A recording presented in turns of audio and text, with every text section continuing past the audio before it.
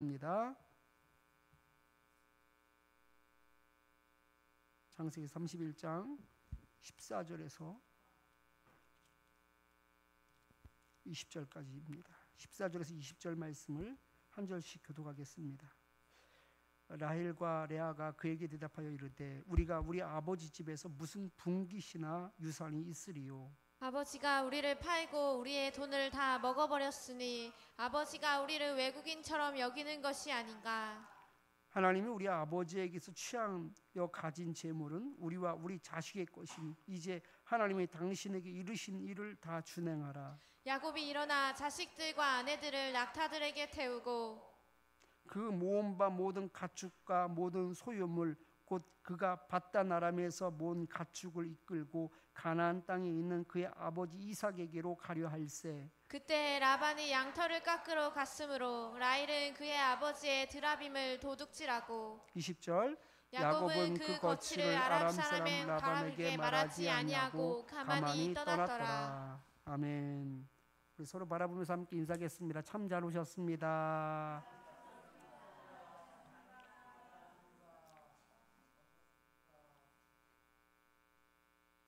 이것이 최선입니까?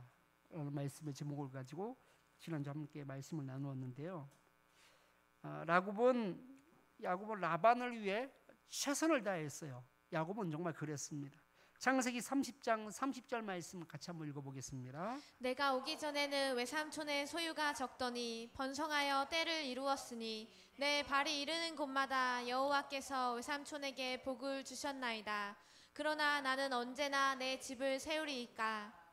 아멘. 원래는 어땠어요? 라반의 그 재물이 별로 없었어요. 그죠? 아주 적었습니다. 그런데 야곱이 오고 나서 아주 번성한 때를 이루게 되었습니다. 그런데 야곱은 여전히 어때요? 야곱은 여전히 가난했습니다. 가진 것이 아무것도 없었어요. 그래서 고향 땅으로 내려갈 생각을 하죠. 희망이 있어요? 없어요? 여기에 희망이 없었거든요. 고향 땅으로 내려가려고 하니까 라반이 붙잡죠. 그리고는 어떻게 할지 계약을 정하자라고 이야기를 하게 됩니다. 그때 야곱이 양 같은 경우는 검은 양, 그리고 점이 있는 양, 아롱진 양은 나에게 주십시오. 염소 같은 경우도 아롱지고 점 있는 것은 나에게 주십시오. 그러니까 염소는 검은 염소는 아니에요. 검은 염소는 그게 원래 맞죠? 그죠? 그렇기 때문에 염소는 검은 염소는 아니고 양은 검은 양. 검은 양 보셨어요? 검은 양 한 번도 못 봤죠, 그죠? 근데 검은 양도 있나 봐요. 검은 양은 나한테 달래요. 그런데 이해할 수 없는 상황이 벌어지게 됩니다. 왜냐하면 진짜 있을 수 없는 일들이 일어나는 거예요. 그 양은 다 어때요? 무슨 색깔이에요? 다 흰색이죠.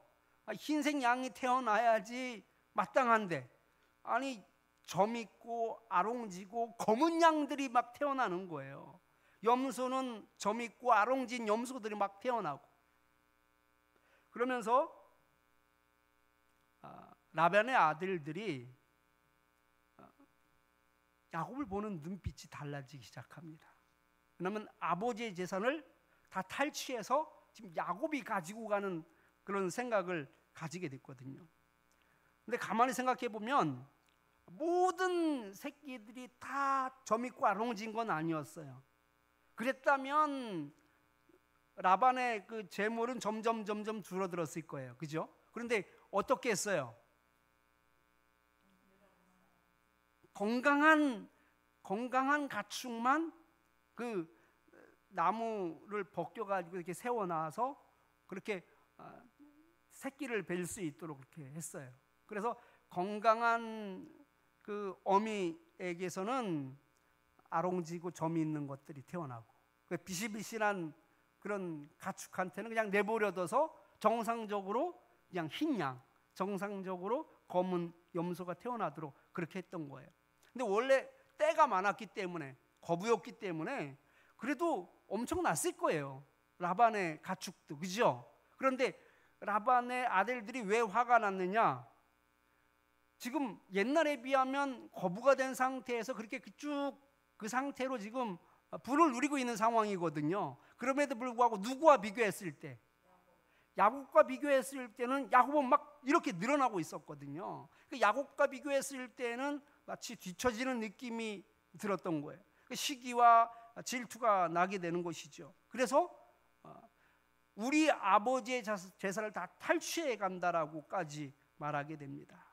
근데 무엇보다도 라반이 그렇게 호락호락한 사람이 아니에요. 창세기 31장 39절 말씀 같이 한번 읽어보겠습니다. 물려 찢긴 것은 내가 외삼촌에게로 가져가지 아니하고 낮에 도둑을 맞았든지 밤에 도둑을 맞았든지 외삼촌이 그것을 내 손에서 찾았으므로 내가 스스로 그것을 보충하였으며. 지금 라반이 손해 봐요, 안 봐요? 절대로 안 봐요. 그렇기 때문에 라반의 어떤 그런 가세가 기울고 있었다라는 것은 아니고 상대적 박탈감에 빠져 있었다라는 것을 알 수 있습니다. 라반도 그렇고 그 아들들도 그렇고 야곱을 대하는 태도가 달라져요. 가시방석 같았을 것입니다. 그런데 이 모든 일을 행하신 분이 바로 하나님이셔요. 라반은 말도 안 되는 그 계약을 통해 야곱을 노예처럼 부려먹을 생각을 하고 있었지만 하나님께서는 그 야곱이 지금까지 받지 못한 품삯을 다 계산하여 정당하게 야곱에게 주었던 것입니다. 그게 20년의 세월이었던 것이죠.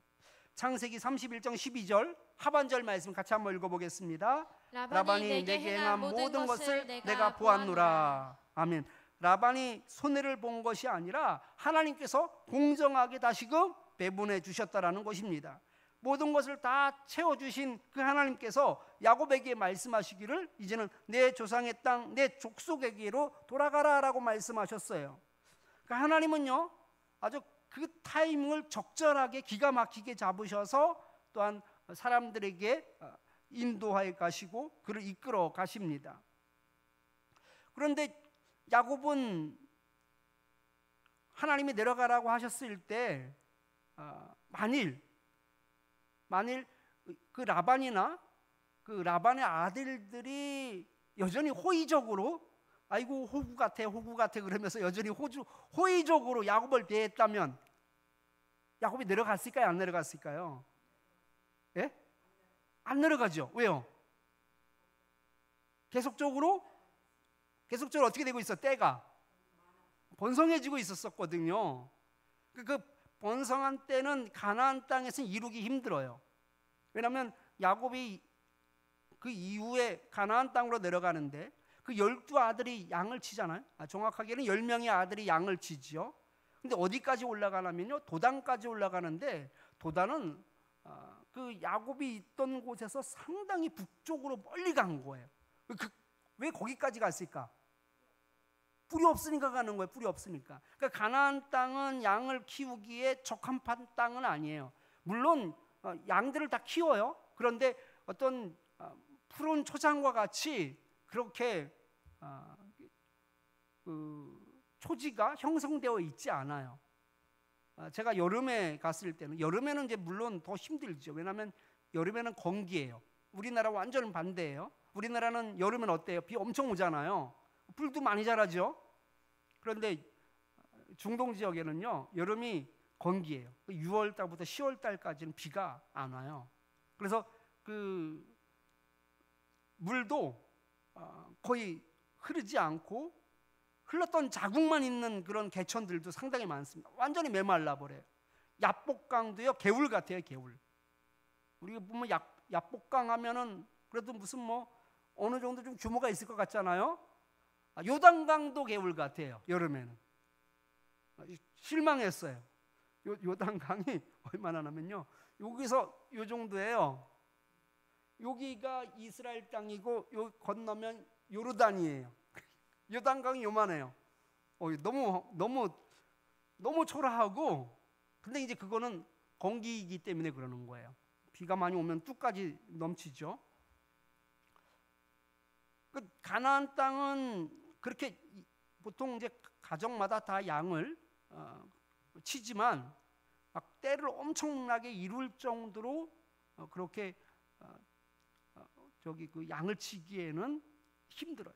그래서 아브라함과 롯이 서로 거부가 되었을 때 어떻게 했어요? 예? 서로 나눠지죠. 그래서 네가 동하면 내가 서하고 내가 서하면 너가 동할 테니 너가 정해라 라고 조카한테 선택권을 먼저 주잖아요. 왜 그러겠어요? 목초지가 부족하니까 그런 거예요. 부족하니까. 가나안 땅은 부족해요. 근데 야곱 너무나 잘 알고 있잖아요. 성인이 돼서 아람으로 갔으니까. 그러니까 거기서 모든 일이 잘 됐다면 내려갈 마음이 없는 거죠. 거기는 이제 그 유프라테스 강하고 가깝기 때문에 강변이라 아마 목초지도 풍부했을 겁니다. 그런데 가나안 땅은 그러지 않거든요. 지금 하는 일마다 잘 되죠. 마음만 먹으면 다 튼튼한 가축을 통하여서 전부 다 점 있고 아롱진 것만 아주 새까만 거예요. 거기는 그냥 양떼들도 보면은 너무나 잘 되고 있는 상황 가운데 라반도 그렇고 라반의 아들들도 그렇고 여전히 호의적으로 야곱을 대했다면 내려가겠어요? 안 내려가겠어요? 안 내려가죠. 하나님한테 이런 핑계 저런 핑계 될 것 같아요. 하나님 지금은 내려가긴 내려가는데 지금은 아닌 것 같아요. 지금은 때가 아니에요. 제가 이런 것까지 이룬 다음에 제가 여기까지 목표를 이룬 다음에 그리고 제가 순종하겠습니다. 제가 이것까지 한 다음에 하나님 제가 순종하겠습니다 라면서 계속적으로 미루려고 했을 것 같아요. 그런데 지금 미룰 상황이 아닌 거예요. 지금 미룰 상황이 아닌 거예요. 바로 라반과 그의 아들들의 표정이 완전히 달라졌거든요. 가시방석 같은 거예요. 그럴 수밖에 없는 게 야곱은 또 속으로도 찔리겠죠. 라반은 몰라도 지금 자기가 그렇게 조작했잖아요. 그래서 라반의 새끼들 중에 좋은 어린이 중에 좋은 것들을 다 자기가 취한 것으로 이렇게 돼버렸으니 마음도 또 찔렸을 것 같기도 해요. 물론 그동안 받지 못했던 품삯들이 많이 있었던 것을 우리 하나님께서 보시기도 했습니다. 그런 가운데 하나님께서 야곱을 가나안 땅으로 보내신 거예요. 그러니까 여러분 보세요. 정말 잘 살다가 갑자기 어려움이 닥치게 된 거예요. 야곱에게도 가시방석 같은 그런 날들을 계속 보내게 된 거예요. 그런 가운데 하나님께서 그를 가나안 땅으로 보내셨다라는 것. 그러니까 우리 삶 가운데 여러분 형통한 일만 있는 것이 아니에요. 막 때를 이루고 뭐든지 잘 되는 것만 형통함이 아니다라는 것을 말씀하고 있어요. 때로는 어려움도 찾아와요. 때로는 야곱처럼 가시밭길을 걸을 수도 있고요.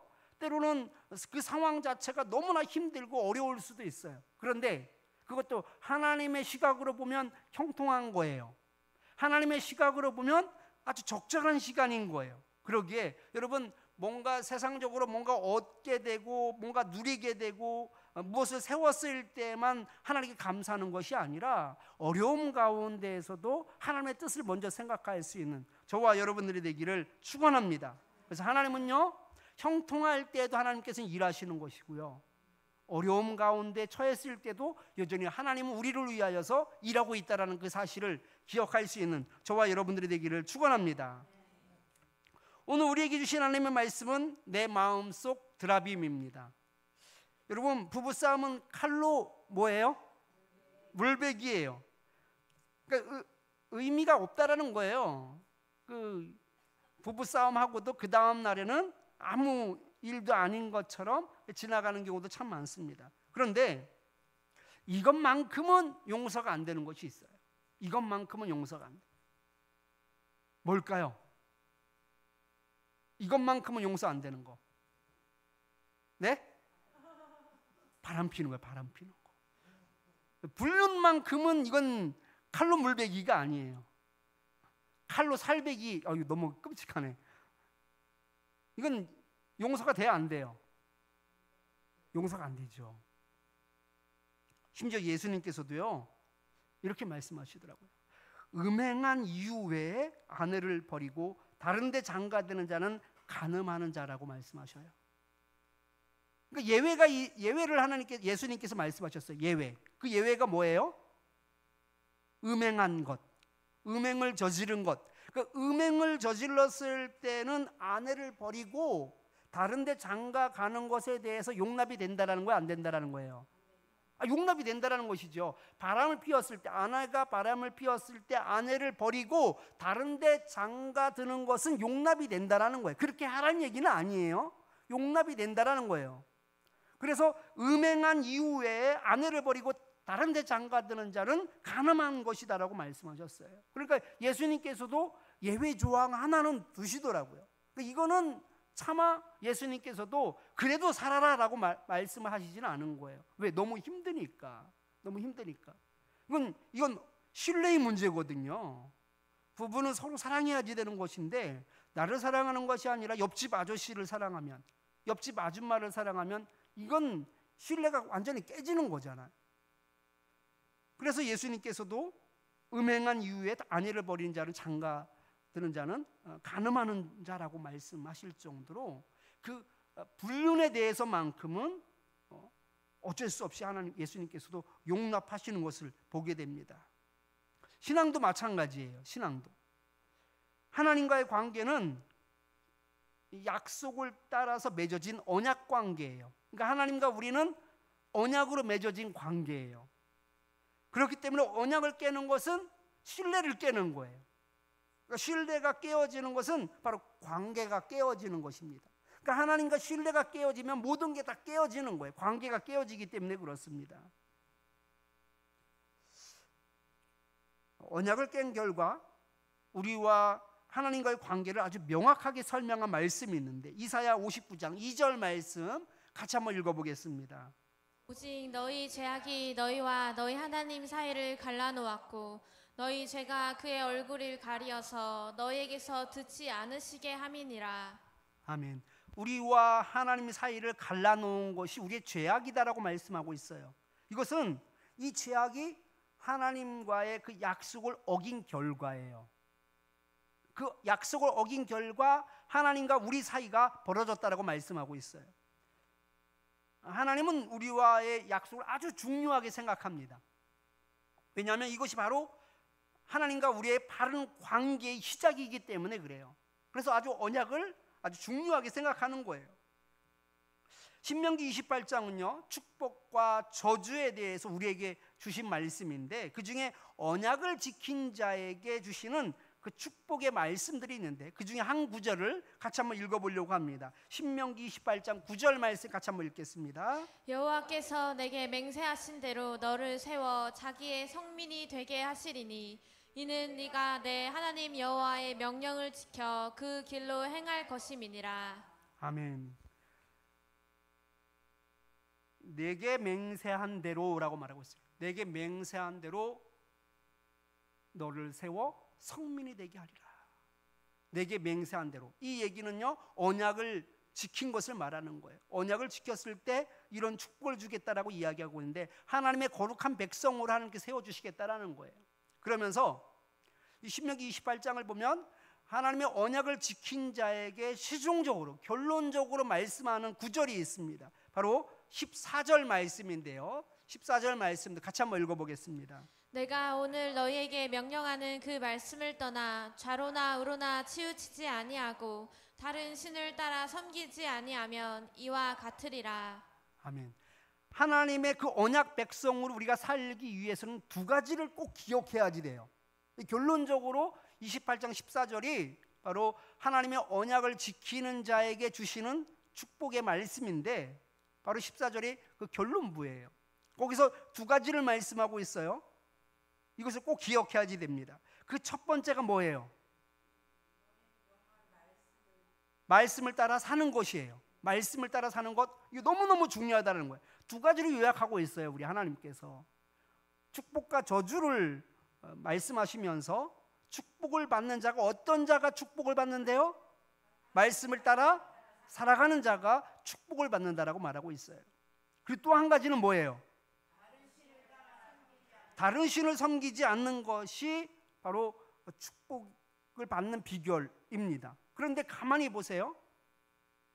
다른 신을 섬기지 않는다라는 것은 이미 말씀하셨어요. 어디서 말씀하셨느냐? 하나님의 말씀을 따라 산다라는 것에 다 포함되어 있는 거예요. 그래요, 안 그래요?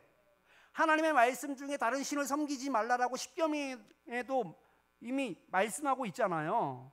그럼에도 불구하고 하나님의 말씀을 따라 살아라 라고 말씀하시면서 따로 하나를 특정하여서 말씀하신 것이 다른 신을 섬기지 말라라고 말씀하고 있는 거예요. 그럼 왜 하나님께서 이렇게 말씀하셨을까?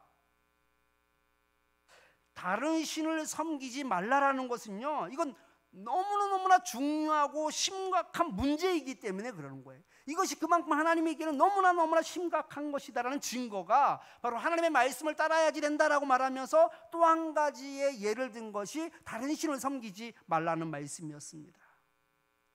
하나님이 아닌 다른 신을 따라 섬기는 것 자체가 회복 불가능한 그런 관계가 되는 거예요. 모든 관계가 깨어지는 거예요. 왜냐하면 영적 불륜이거든요.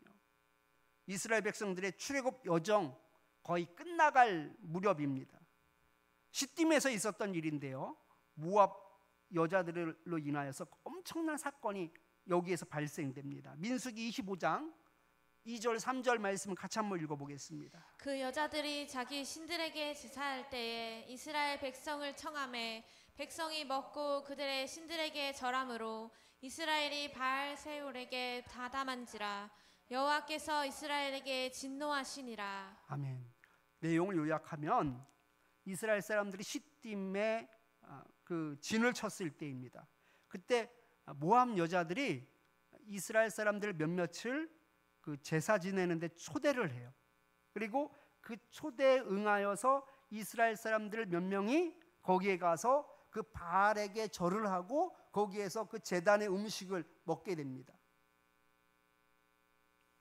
이제 하나님께서 이것을 보시고 진노하셨다라고 말씀하고 있어요. 이스라엘에게 진노하시니라 라고 말하고 있는데, 이 진노라는 말은요, 타오르다라는 말과 또 하나는 급한 호흡이라는 단어가 합쳐진 합성어예요. 그러니까 속에서 끓어오르는 화, 이게 진노예요. 우리도 속에서 끓어오르는 화가 나면 주체가 돼야 안 돼요. 하나님께서 속에서 끓어오르는 화를 내신다면 어떻게 될까요? 이 세상에 존재할 만한 게 있을까요? 없을까요? 없을 거예요. 그러니까 하나님께서는요, 그 하나님 앞에서 하나님을 배반하고 영적 간음을 행하는 그 현장을 도저히 참을 수가 없었던 거예요. 여러분 생각해 보십시오. 광야 40년에 지금 마지막을 지금 그 여정 가운데 있었었는데, 그 광야 가운데 하나님께서 계속 자신을 보여주셨어요. 낮에는 무엇으로? 구름 기둥으로, 그리고 밤에는 불 기둥으로 보여주셨어요. 그건 이유가 있어요. 왜냐하면 하나님이 보이지 않아요, 이스라엘 백성들에게. 그런데 무엇으로 하나님을 볼 수 있어요?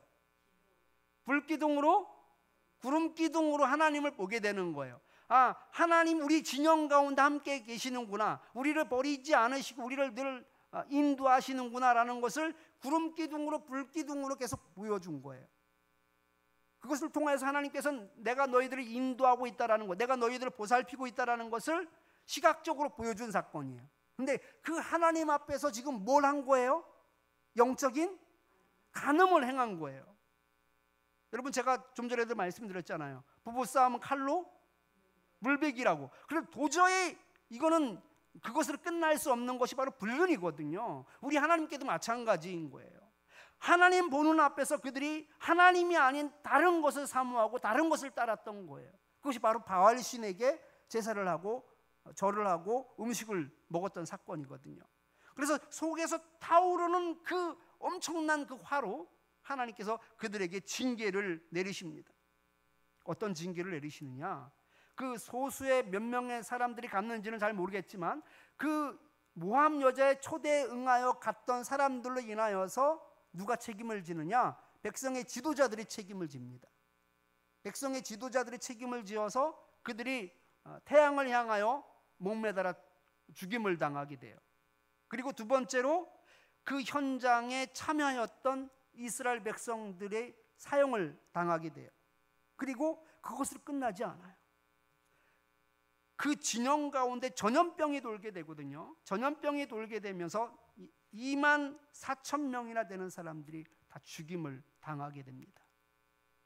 그런데 여러분 조금 마음이 불편해요, 안 불편해요? 불편하죠? 어떤 부분이 불편해요? 몇 명이 죄를 지었는데, 아니 지도자들이 무슨 뭐 지도자들이 조금 책임이 있다고 하면 책임이 있을 수도 있지만 또 전염병까지 들어와서 2만 4천 명이 그렇게 죽냐고요. 불편하죠? 근데 여러분, 동달아 죽는 건 없어요. 하나님 동달아 죽이지 않으세요. 그들도 죽을 만해서 죽은 거예요. 여러분, 죄의 속성이 뭔 줄 아세요? 전염되는 거, 전염. 그 죄의 속성은 파급력이 얼마나 센지 몰라요. 그 가운데 그들도 함께 범죄한 거예요. 마음으로 범죄하였던, 또 입술로 범죄하였던, 그들도 직접 참여하진 않았지만 영적 간음을 행한 것이거든요. 그래서 그 가운데 2만 3천 명이 2만 4천 명이 죽임을 당하게 됩니다. 왜 그러느냐? 우리 하나님 입장에서 보면 도저히 참을 수 없는 게 뭐인 거예요? 영적 간음인 거예요. 영적 간음. 하나님을 앞에 두고 다른 것을 따라가는 것, 하나님을 앞에 두고 다른 신을 쫓는 것만큼은 참을 수 없는 거예요. 그래서 하나님께서 축복을 말씀하시면서 말씀을 따라 살아야지 된다, 다른 신을 따라서는 안 된다라고 말씀하신 거예요. 그만큼 이것이 너무너무 중요하기 때문에 그렇습니다. 여러분, 오늘 본문에서도 하나님을 인정하면서도 영적 불륜에 빠져서 양다리 신앙생활을 하는 모습을 보게 됩니다. 창세기 31장 15절 말씀을 보면 야곱이 라헬과 레아를 일터로 불러요. 그리고는 이런 사정 때문에 우리가 가나안 땅으로 돌아가야 된다라고 말을 합니다. 그 얘기를 들었던 라헬과 레알이 어떻게 반응했을까요? 야곱의 말에 절대 지지해요. 그들도 아버지 때문에 받은 상처들이 너무나 많아요. 아버지에 대해서 서운한 감정이 너무 많거든요. 그러면서 우리 하나님이 그렇게 말씀하셨다면 그렇게 해야지요 라고까지 말을 합니다. 창세기 31장 16절 말씀 같이 한번 읽어보겠습니다. 하나님이 우리 아버지에게서 취하여 가신 재물은 우리와 우리 자식의 것이니 이제 하나님이 당신에게 이르신 일을 다 준행하라. 하나님이 당신에게 이른 말, 우리가 그거 다 준행해야지 됩니다라고 말하고 있어요. 행해야지 된다라는 거예요. 지금까지 가난하게 살았던 야곱, 이제는 거대한 어떤 그런 재산을 축적하는 그런 부자가 되었습니다. 그런데 그 라헬과 레아는 이 모든 것이 원인이 뭐라고 생각하는 거예요? 누가 주었어요? 야곱이 일 잘해서? 하나님이 아버지에게서 취하여 우리에게 주셨다라고 말씀하고 있어요. 그러니까 이렇게 거부가 될 수 있었던 것이 누구의 도움이라고 말씀하고 있는 거예요? 하나님이 도우셨다라고 말씀하고 있어요. 믿으면 좋아요, 안 좋아요? 그러면서 하나님이 당신에게 이른 말을 준행하십시오. 이 얘기는 뭐냐면 하나님이 가나안 땅으로 가라고 말씀하셨다면 가나안 땅으로 가야지 됩니다. 그렇게 순종해야지 됩니다 라고 라헬과 레아가 그렇게 얘기를 했다라는 것이죠. 그런데 라헬이 가나안 땅으로 가기 위해 짐을 챙기면서 아버지의 수호신인 드라빔을 도둑질하여 그걸 가지고 가게 됩니다. 여러분, 드라빔의 용도는, 드라빔은 요만한 것도 있고 사람 키만한 것도 있어요. 보통 나무로 만들고요, 또 은으로 만드는 경우도 있어요. 은으로 만들면 크게 만들진 않겠죠. 그러니까 집안의 수호신으로 그렇게 장식해 놓는 거예요. 그러니까 그 드라빔을 통해서 점도 치기도 하고 또 복을 빌기도 하고 이런 그런 어떤 샤머니즘적인 그런 어떤 우상 단지가 바로 드라빔이었어요. 그런데 그 드라빔, 아버지의 드라빔을 가지고 갔다라는 거예요. 그 왜 가지고 갔을까요?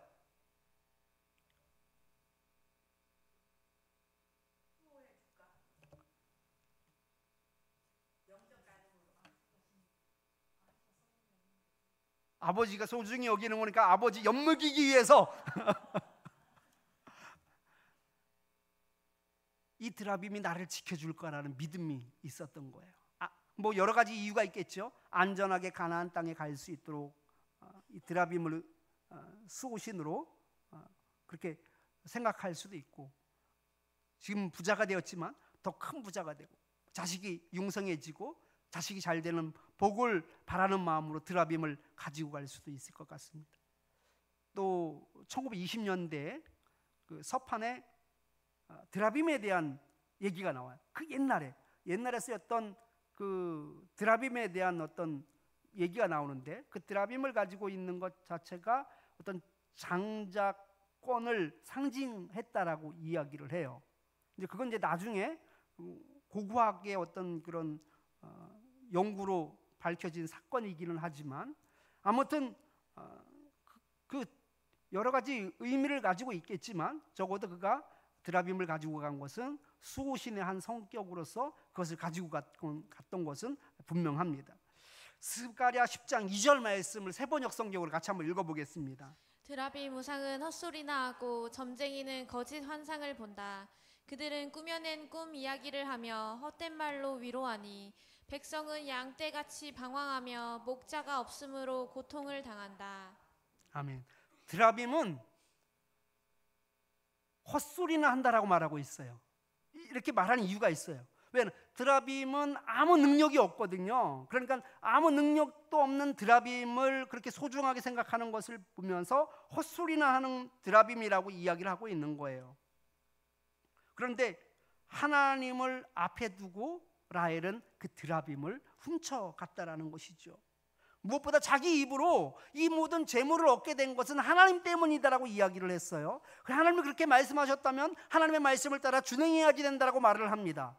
대단한 믿음이에요. 그럼에도 불구하고 무엇은 챙겨온 거예요? 그럼에도 불구하고 드라빔은 지금 챙기고 있는 그 모습을 보게 됩니다. 아마도 라헬은 그 가정의 평안을 지키는 일만큼은 수호신이 있어야지 된다라고 생각했던 것 같습니다. 근데 이것이 우리에게도 그대로 적용이 됩니다. 여러분, 하나님은 우주 만물을 다스린다라고 우리가 말하지 않습니까? 마치 라헬이 이 모든 재물을 하나님께서 우리에게 주셨습니다.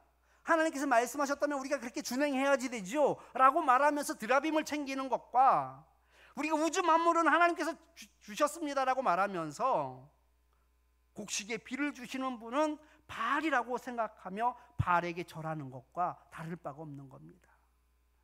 하나님께서 모든 것을 살피시지만 내 건강을 위해서는 앞으로 어떻게 될지 모르니 보험을 들면서 보험 때문에 마음의 든든함을 가지는 것, 이것이 나의 드라빔이 되는 겁니다. 그런 보험이 필요 없다라는 얘기가 아니에요. 그런데 보험 든 것이 내 마음을 편안하게 한다면 그게 드라빔이 되는 거예요. 전쟁은 여호와께 속해 있다라고 우리가 말하지 않습니까? 얼마나 대단한 믿음의 고백이에요. 전쟁은 사람의 군사력에 달려있는 게 아니에요. 전략에 달려있는 게 아니라 하나님께 달려있다라고 말하면 이건 엄청난 신앙 고백이에요. 그러면서도 재정만큼은 열심히 벌어놓아야 나중에 당당하게 살 수 있어. 그러면서 돈을 추구한다면 돈이 나의 드라빔이 되는 겁니다. 믿을 건 아들밖에 없어, 믿을 건 자식밖에 없어 라면서 세상에 부모 덕도 없더니 남편 덕도 없고, 그러나 이 자식만큼은 정말 내가 소중히 내가 희망이 있고 거기에 자식에게 마음을 두고 산다면 그게 나의 드라빔입니다. 이처럼 말은 여호와께 달려있다라고 하면서도 하나하나 단서가 붙으면서 이 문제만큼은 드라빔이 필요하다며 나만의 드라빔을 움켜쥐려고 합니다. 도대체 어느 부분에서 하나님을 신뢰하고 있는 것이며 하나님을 믿고 있다라고 말할 수 있습니까? 기억하십시오. 하나님을 배신하고 아무것도 도울 수 없는 헛소리에 불과한 드라빔을 붙잡고 사는 것은 바로 영적 불륜입니다. 무슨 종교를 따라가야지 영적 불륜이 아닌 거예요. 내가 보험을 들어서 든든한 마음을 가지고 있다면 그게 영적 불륜인 거예요. 그게 드라빔인 거예요. 자식밖에 희망이 없다라고 생각한다면 그게 드라빔인 거예요. 돈이 최고다라고 생각하면 그게 드라빔인 겁니다. 언약의 관계인 하나님과의 신뢰를 깨는 행위이며 하나님을 진노케 하는 행동입니다. 내 속의 드라빔은 단순하게 우상의 의미뿐만이 아니라 하나님이 아닌 다른 방법으로 접근을 하고 그 문제를 해결하려고 하고 거기서 위로를 받는 것이 다 드라빔 있는 것입니다. 하나님이 아닌 이것 때문에 마음이 든든한 것이 무엇인지 여러분 생각해 보시기 바랍니다. 그것이 바로 나의 소신인 드라빔입니다. 그런데 이런 문제가 왜 발생할까요? 하나님께서 나에게 이 모든 것들을 주셨습니다. 하나님이 말씀하셨다면 준행해야지 되지요 라고 말했던 그 라헬을 보십시오. 그럼에도 불구하고 왜 드라빔을 챙기냐는 거예요. 안타깝게도요, 하나님과의 신뢰가 부족하기 때문에 그렇습니다. 신뢰의 문제인 거예요. 하나님을 100% 신뢰하지 못하기 때문입니다. 라헬도 하나님을 너무나 잘 믿고 있습니다. 이 모든 것을 하나님께 주셨다라는 신앙 고백이 그에게는 있습니다. 그런데 모든 것을 하나님이 책임져 준다라는 믿음은 없는 거예요. 나의 모든 것을 하나님께 다 맡길 수는 없는 거예요. 그래서 나만의 드라빔이 필요했던 겁니다. 99개는 맡길 수 있는데 단 하나를 맡길 수 없다면 그러면 나의 드라빔을 찾아 나설 수밖에 없는 것입니다. 무엇을 지니고 있기 때문이 아니라 비록 아무것도 가진 것이 없다고 할지라도 하나님 한 분만으로 만족을 한다면, 그래서 그분으로 말미암아 안전한 마음을 가지게 되고 그분으로 말미암아 평안한 마음을 가지게 된다면 드라빔은 필요 없겠지요. 사도 바울은 뭔가 부족함을 느끼고 세상에서 찾으려고 하는 시도가 하나도 없는 것을 보게 됩니다. 왜냐하면 전적으로 그는 하나님만을 의지하였기 때문에 그렇습니다. 하나님이면 만사 오케이였습니다. 빌립보서 4장 12절 13절 말씀을 새번역 성경으로 같이 한번 읽어보겠습니다. 나는 비천하게 살 줄도 알고 풍족하게 살 줄도 압니다. 배부르거나 굶주리거나 풍족하거나 궁핍하거나 그 어떤 경우에도 적응할 수 있는 비결을 배웠습니다. 나에게 능력을 주시는 분 안에서 나는 모든 것을 할 수 있습니다. 아멘. 내게 능력을 주시는 하나님이 계시기 때문에 내게 처한 그 환경이 굴복하지 않는다라는 거예요.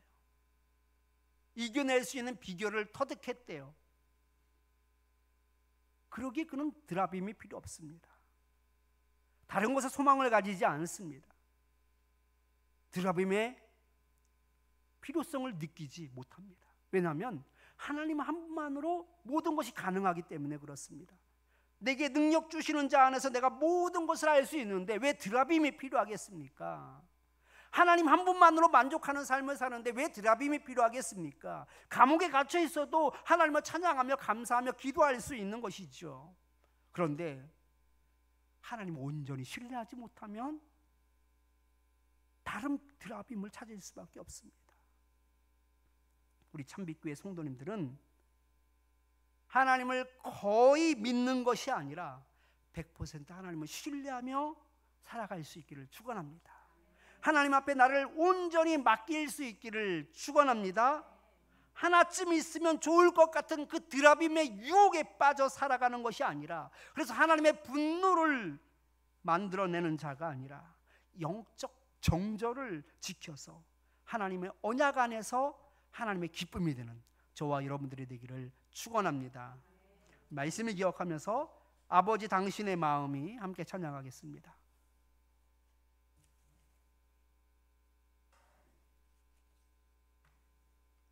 제가 악보를 어디에 뒀죠? 저 뒤에 있나요?